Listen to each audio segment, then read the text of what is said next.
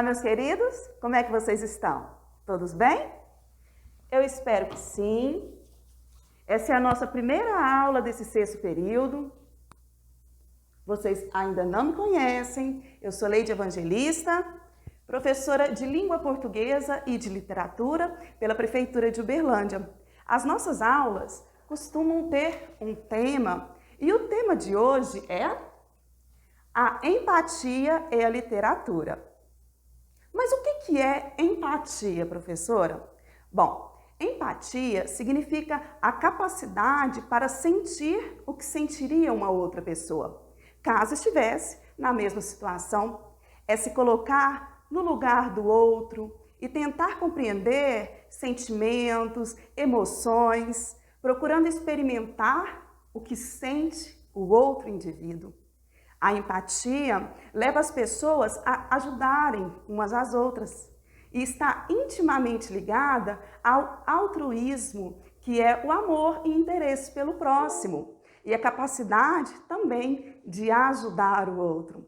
E olha só, pesquisadores de Nova York encontraram evidências de que a leitura de ficção literária melhora a capacidade de o leitor entender melhor os outros. O que eles estão pensando, o que eles estão sentindo. Os pesquisadores descobriram uma diferença significativa entre os leitores de ficção literária. Quando os participantes do estudo leram não ficção ou não leram nada mesmo, os resultados eles foram inexpressivos, não tiveram muito resultado não. No entanto, quando eles leram ficção literária, os resultados dos testes melhoraram significativamente. Ou seja, a capacidade de empatia desses leitores melhorou, aumentou.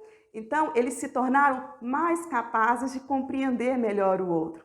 E isso porque a literatura trabalha muito com essas questões. E o texto que a gente vai trabalhar hoje mostra sobre essa necessidade de se olhar verdadeiramente para o outro.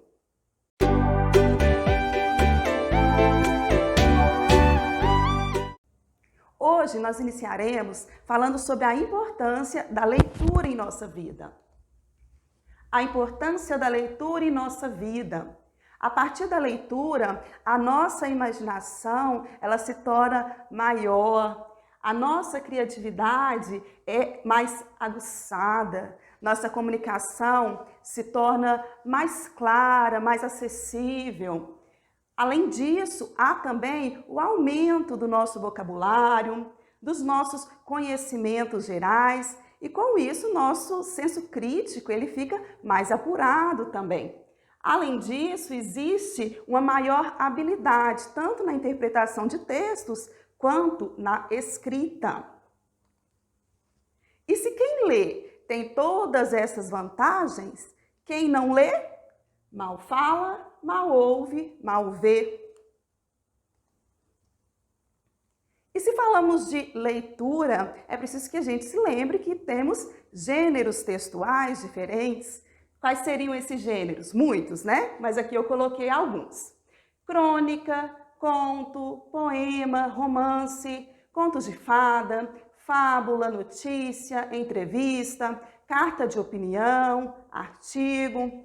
Então, dentro desses gêneros textuais, nós temos textos não literários e textos literários. Os textos não literários, em geral, têm a função de informar alguma coisa.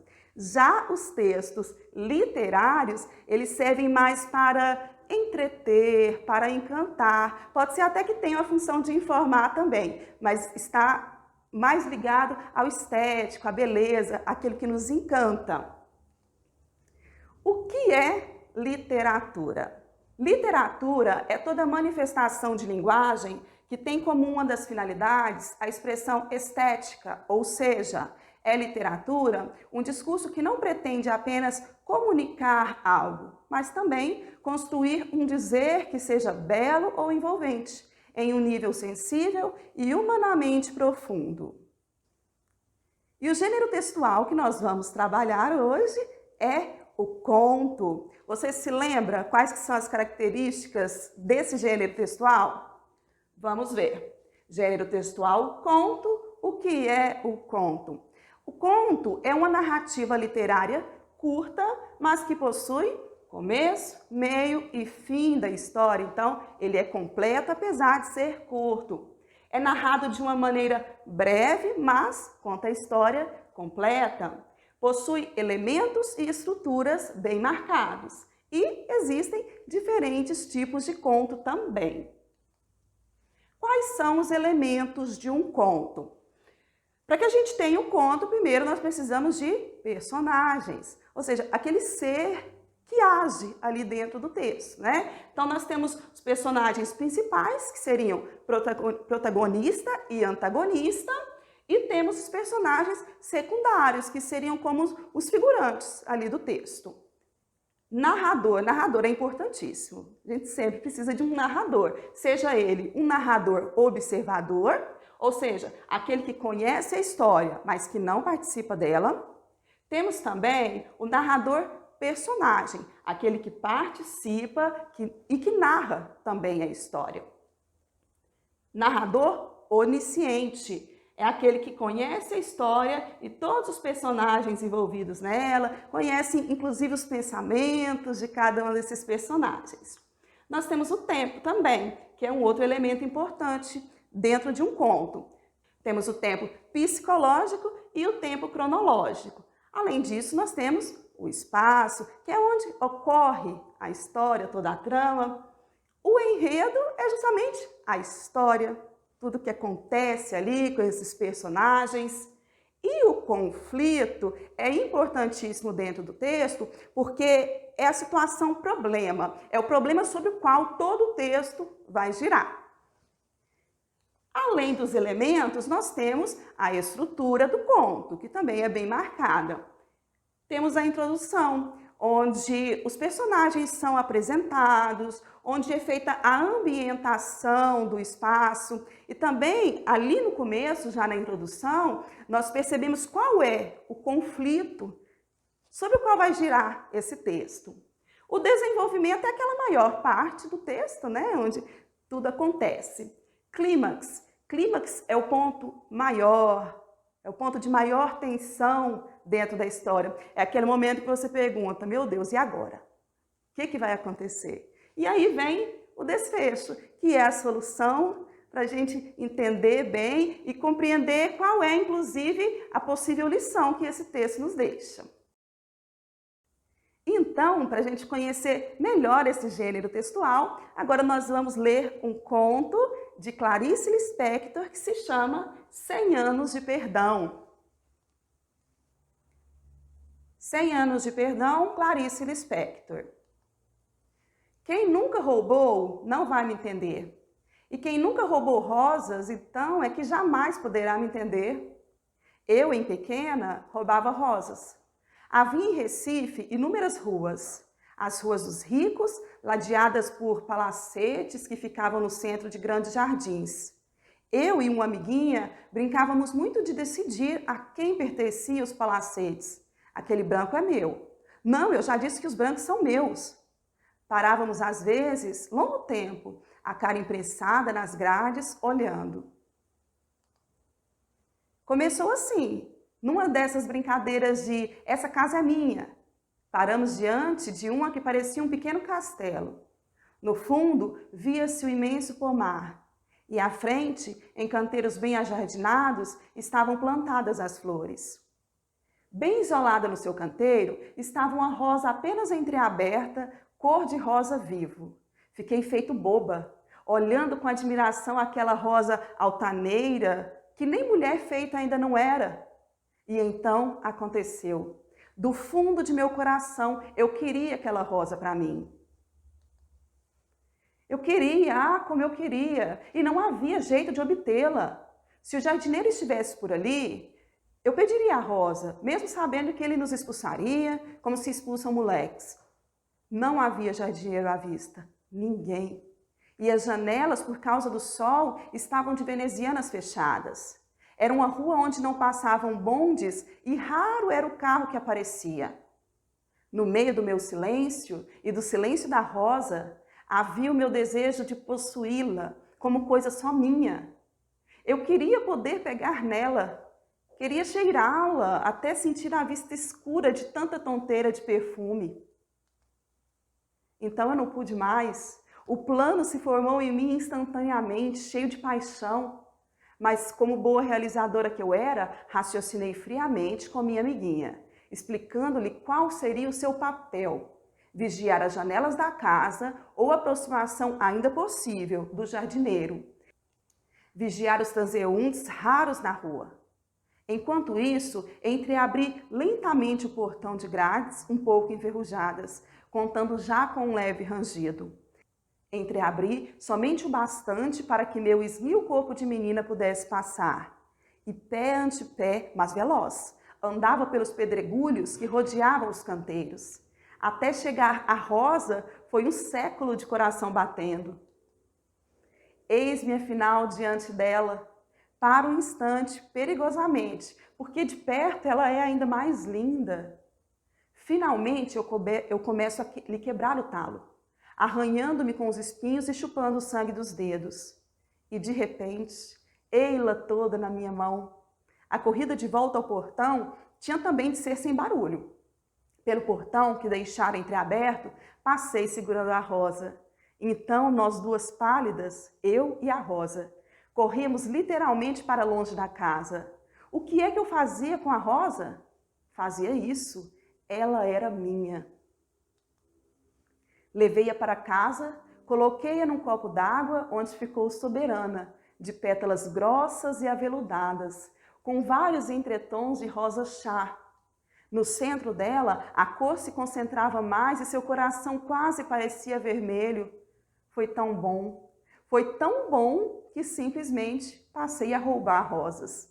O processo era sempre o mesmo. A menina vigiando, eu entrando, eu quebrando o talo e fugindo com a rosa na mão, sempre com o coração batendo e sempre com aquela glória que ninguém me tirava. Também roubava pitangas? Havia uma igreja presbiteriana perto de casa, rodeada por uma sebe verde, alta e tão densa que impossibilitava a visão da igreja. Nunca cheguei a vê-la, além de uma ponta de telhado. A sebe era de pitangueira, mas pitangas são frutas que se escondem, eu não via nenhuma. Então, olhando antes para os lados para ver se ninguém via, eu metia a mão por entre as grades, mergulhava dentro da sebe e começava a palpar até meus dedos sentirem o úmido da frutinha. Muitas vezes, na minha pressa, eu esmagava uma pitanga madura demais com os dedos que ficavam como que ensanguentados. Colhia várias que ia comendo ali mesmo, umas até verdes demais, que eu jogava fora. Ninguém nunca soube, e eu não me arrependo. Ladrão de rosas e de pitangas tem 100 anos de perdão. As pitangas, por exemplo, são elas mesmas que pedem para ser colhidas, em vez de amadurecer e morrer no galho virgens. 100 anos de perdão. O relato memorialístico da ainda menina Clarice, com uma amiguinha, olhando com a cara imprensada nas grades, estrangeiras, porque Clarice não é nascida no Brasil, e ávidas, desejosas, o mundo de beleza, de fartura, que lhes é vedado, do qual elas se sentem exiladas e são efetivamente proibidas de entrar. Elas olhavam para aqueles palacetes e disputavam a posse imaginária deles. Neste conto, ela não espera nem se conforma. Ao contrário, ela vai em busca daquilo que deseja sem se importar com as consequências, o que é um problema, mas é como se toda aquela exuberância e aquela alegria que são alheias a ela pudessem ser experimentadas por vias sorrateiras, por vias ilegais, mas que dentro do texto se tornam legítimas como qualquer uma outra. A menina apanha a rosa, tomando cuidado para não ser vista. E o desejo de ter essa rosa é tão verdadeiro que nós, leitores, até torcemos para que ela não seja pega. Clarice, ela nos envolve de uma maneira dessa narrativa que a gente se pega pensando, peraí, será que eu nunca roubei flores? Eu nunca roubei rosas? Nem pitangas? Nem mangas ou goiabas? Cabe a mim julgar essas crianças? Ou é possível ter empatia e compreender o que se passa ali naquele exato momento? Clarice, ela é mestre em deixar essas reflexões para a gente, né? Vamos passar agora às perguntas sobre o texto. Refletindo, número 1, nós podemos afirmar que o texto lido é um conto? Vejamos. Tem personagens? Sim. Tem a menina, né, que é a narradora e que depois a gente descobre que é a própria Clarice Lispector. É um texto autobiográfico, ou seja, que fala da própria vida da autora. Além da menina, nós temos a amiguinha e a própria Rosa. Ela toma um papel tão importante ali no texto que nós podemos tomá-la também como personagem. Narrador. Quem é o narrador? É a própria menina. Então, nós estamos diante de um narrador personagem, em primeira pessoa. Tempo. O tempo acontece ali durante a infância dela. Não está marcado exatamente, cronologicamente, né, datas, mas a gente consegue perceber o texto dentro das ações da menina ali, da sua amiguinha. Qual é o espaço? O espaço são as ruas de Recife e o bairro ao lado de onde ela morava, que era um bairro mais rico, né? Cheio de palacetes. O enredo é toda a trama, toda essa história que a gente vê acontecendo. E o conflito que a gente vê ali logo no início é quando ela se depara com essa rosa e diz: eu quero essa rosa. E aí, como é que vai resolver essa situação? Então, todo o texto vai andar de acordo com esse questionamento. Eu quero essa rosa para mim. Quanto à estrutura do texto, qual é a sua introdução? É o momento em que a menina aparece ali, ela se apresenta, ela mostra que estão ali nas ruas de Recife, né? Nesse bairro mais rico, próximo à sua casa, e ali a gente já encontra aquele conflito também de ela querer aquela rosa. O desenvolvimento é tudo que acontece ao longo do texto, como a gente já viu. O que é o clímax? É quando as meninas elas começam a furtar com frequência, desfrutando de todo o prazer dessa conquista. Uma vigiava a outra com todo cuidado, né? E a outra as colhia. E assim foi com as pitangas também. E qual é o desfecho, a solução disso tudo? É quando ela diz lá no final que não se arrepende. No dizer dela, ladrão de rosas e de pitangas tem 100 anos de perdão. Mas apesar de no texto parecer muito bonito, né, essa questão de ela furtar as rosas, por quê? Porque ela sentiu a necessidade de ter aquela rosa com ela, nós temos que repensar em valores, se realmente é certo pegar algo que não seja seu, mesmo que você esteja encantado com aquilo, nós sabemos que isso não é algo que se deva fazer, é algo ilegal e que devemos evitar sempre. Apesar de que no texto ela não deixa claro, né, que se arrependeu, na verdade ela deixa claro que não se arrependeu, mas é uma fase ali enquanto ela era criança. E sabemos também que esse texto, como eu disse antes, ele é autobiográfico. Então, Clarice, essa menina que roubava essas flores, na verdade depois se tornou Clarice Lispector, que é a grande escritora que nós conhecemos tão bem.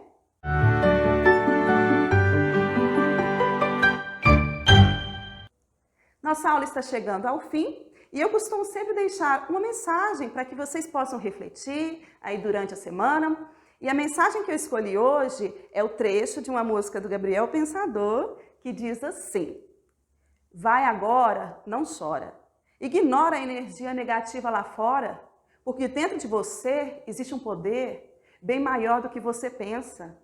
Vai atrás da recompensa. E se houver inveja, se ouvir ofensa, você responde com a força do perdão e aumenta a sua crença a cada vez que ouvir um não.